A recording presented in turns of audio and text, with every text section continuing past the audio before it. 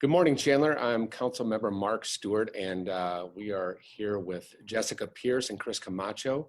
We're going to talk to you today a little bit about what's going on in the marketplace in Phoenix, the general Phoenix area, as well as some other things. Obviously, we're in some unprecedented times, and your city council and mayor are working with local and state partners to ensure recovery for our economy.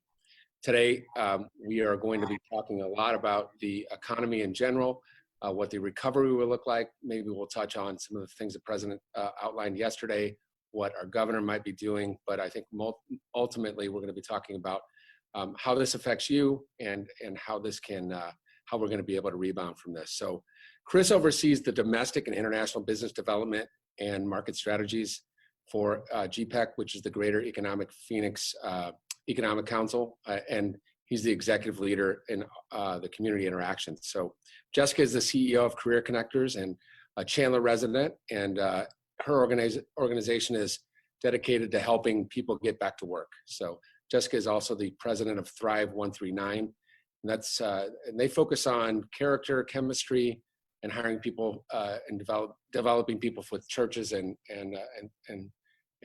organizations, nonprofit organizations like that. Jessica, is that right? Yeah, so good. So hello, thank you for being here. Thank you. So Chris, at a press conference this week, Governor Ducey discussed the need to reawaken business activity. There was some noise yesterday from the president as well. You know, I think Governor Ducey is vowing to re-energize the Arizona economy quickly. But what are your thoughts on this, and what puts Arizona in an opportune position to really take advantage of this recovery and some of the things that are going on with the Fed and some of the liquidation of resources?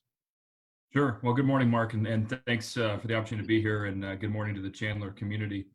First and foremost, the Greater Phoenix region, as we entered this COVID impact 30 to 45 days ago now, was one of the fastest growing markets, both from a population base, but also from a GDP perspective as well. So again, while we're dealing with the perils of COVID as a healthcare and humanitarian crisis, which must continue to be dealt with, I do foresee some interventions that are happening that are very critical to the health and wellness of our economy.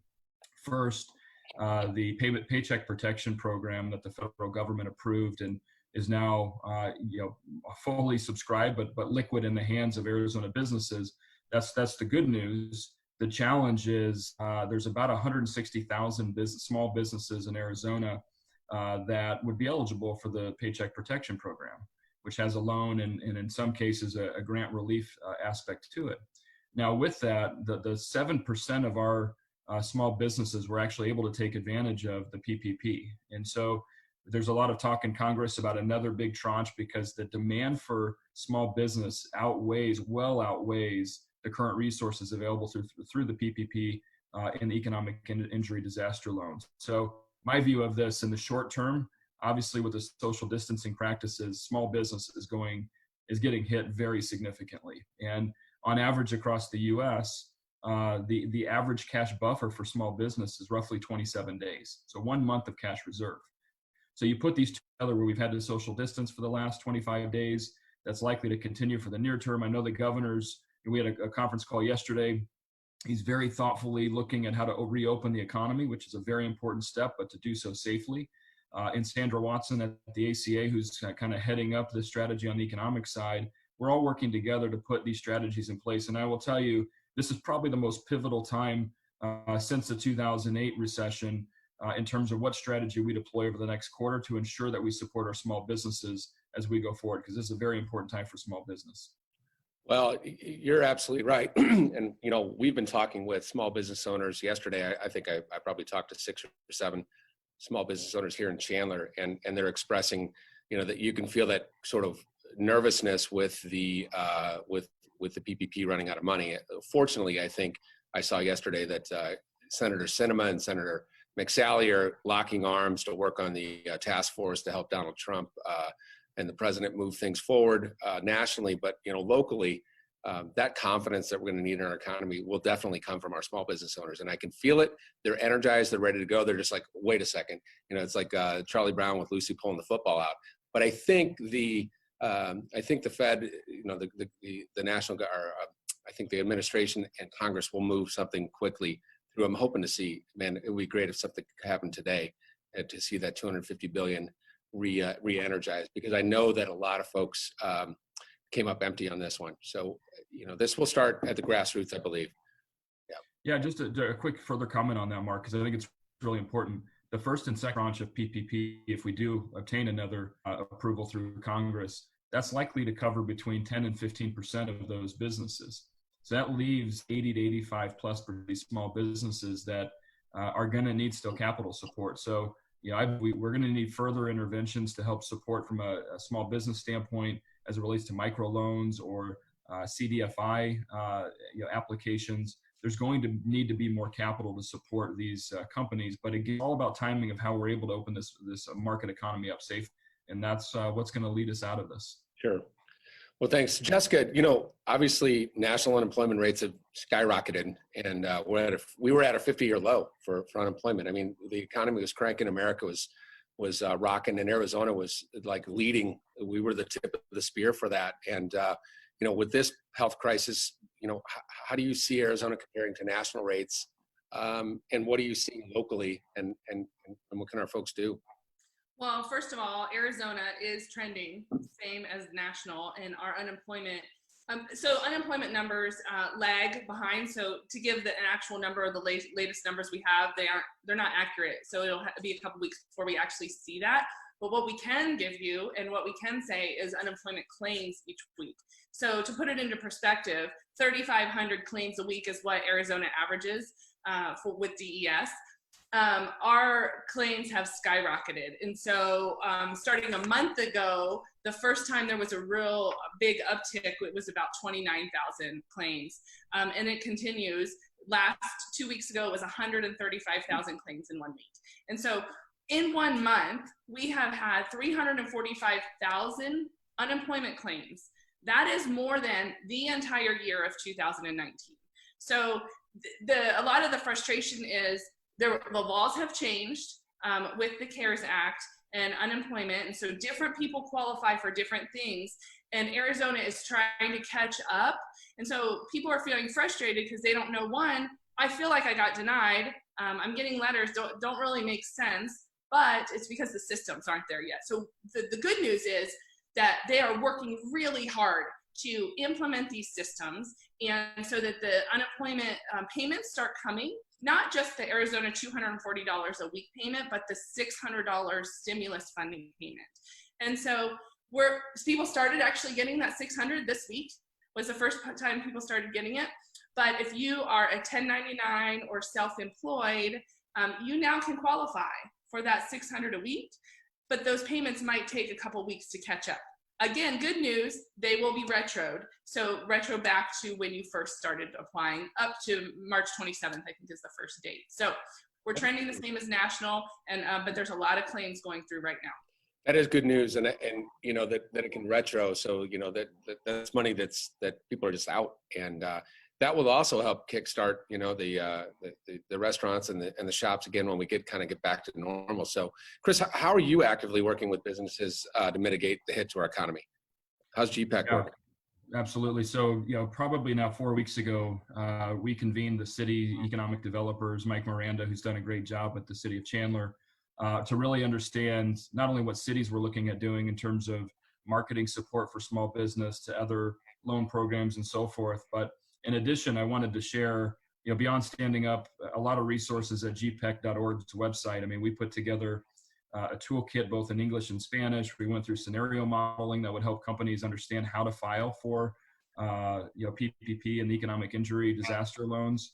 Kind of gave walk through guides of how to do that because it's not as easy as it appears. Right. We also connected with all the major lending institutions to talk about their process as the Treasury, put out the provisions a couple weeks ago. But I'd say just as important to understanding kind of the short-term triage aspects of dealing with COVID and certainly supporting small business, as Jessica was talking about, there's still a broad implication around how do we ensure that our cities are working with their commercial property developers, making sure we're building public infrastructure during this time. And I commend the city of Chandler and specifically Micah's team, because I know he's been out on the ground working day and night to ensure that these other projects in the queue, whether it's retail or commercial or job generating projects, are still moving forward. And so my conversations with the cities have kind of been one about let's manage through the triage of supporting small business and the PPP process, and also GPEC is building a regional recovery plan that's multidimensional as well. So we'll be working with the state and county and cities on that. But in the short term, again, we've been out talking to about 2,000 businesses outside of the state of Arizona about their views, and roughly there's about 210 companies today still in our project pipeline that still rate Arizona and Greater Phoenix really high on the radar. So again, as the nose of the plane, as I like to use the analogy, shifts up, and as we come out of this, again, I think Arizona is going to be extraordinarily well positioned because we have world-class communities and a very strong operating environment for businesses. So again, it's going to take the community to come together and work together through this challenging time. But once we're able to open this economy back up, I'm really confident about what we'll see on the other side of this. That's great to hear, Chris, and I think you're absolutely right. I heard yesterday across the street here at Chandler New Square, Spike Lawrence, who started that place, they signed a lease last week. So I think some people are still bullish on Arizona. They're still bullish on Chandler, and so we're excited about that. So I think you're absolutely right. Jessica, you're working with businesses and job seekers to respond to this COVID-19 issue directly. What are the major challenges those groups are facing right now? Well, let me first say there are currently 112,000 jobs open in Arizona. Wow. So yes, we're going to come out of this, but we're still hiring. We haven't gone to sleep. So, there are. That's great. Yeah. So people, I'm telling people, keep on it. Don't stop. Not look for a job. Keep on it, because the people that are going to get ahead are the ones that are going to come out and continue to do the stuff. Apply to jobs, network, and get in front of people. So we're working with companies and candidates to try to connect them together through, we run weekly events, virtual events right now, but also we have a website that has over 200 companies that are hiring right now. And so it's through our, you can go to careerconnectors.org and link out to it. We're in partnership with Pipeline AZ. They're also posting jobs. And so we are getting these jobs out. So there are resources. So the companies are looking for talent, and candidates are looking. As long as you're looking, you can find a really good job. I always tell people, you only need one. You only need one really good job. That's great. Well, that's actually fantastic news. So, hey, we got to head towards normal here. I think we're seeing the light at the end of the tunnel, and I think I love your analogy, Chris, about the tip of the plane pointing upward. What do you think businesses are going to do, and what do you think a job market's going to look like? I know, Jessica, you just said there's jobs out there right now. Those corporate positions that may have been furloughed or things like that, do you see those coming back online? And what is your timeline for this recovery? Is it a third quarter, fourth quarter, first quarter 21? What are y'all seeing?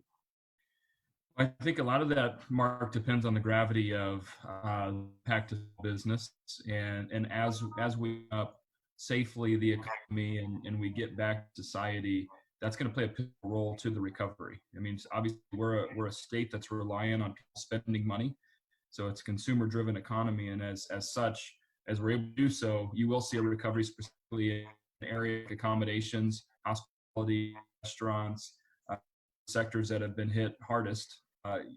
In the short term, they will bounce back. But again, it's all about the timing of being able to safely integrate people. So, at Goldman or Morgan Stanley or other groups looking at the forecasts, I mean, a lot of expectation Q4 is the time when you'll see the market turn around.